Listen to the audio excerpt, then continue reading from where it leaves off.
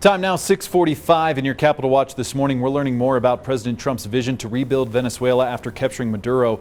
In an interview, President Trump suggested oil companies would be reimbursed for investing in Venezuela. So let's go live to Scripps News Group national correspondent Joe St. George. And Joe, what are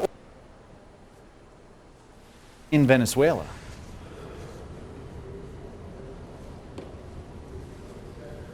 Yeah, good morning.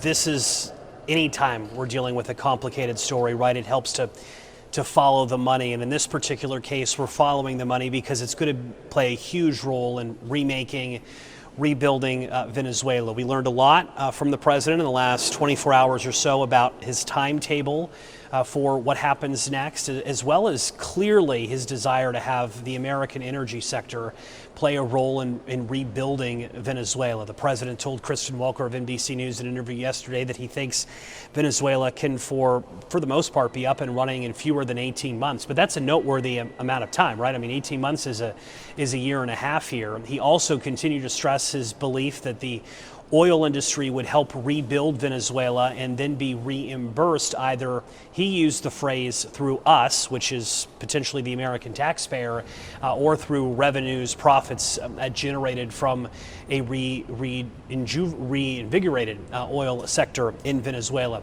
Here's where the president may be running into a hiccup, though, on this particular front. Ever since Maduro's fall several days ago, it's not as if there has been a line out the door at the White House of oil executives, oil companies, energy companies eager to get back in the game, so to speak, when it comes to Venezuelan oil.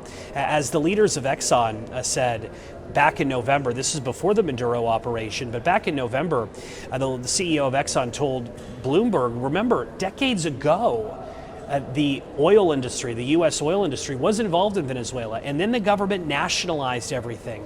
The oil industry in the U.S. lost billions of dollars. There's still a concern of what happens in a year's time, in 2 years' time, and could oil companies be on the hook again then, potentially? So clearly the Trump administration has some recruiting efforts to be done going forward to get oil companies on board, but we'll be following the money very closely in the weeks and months to come.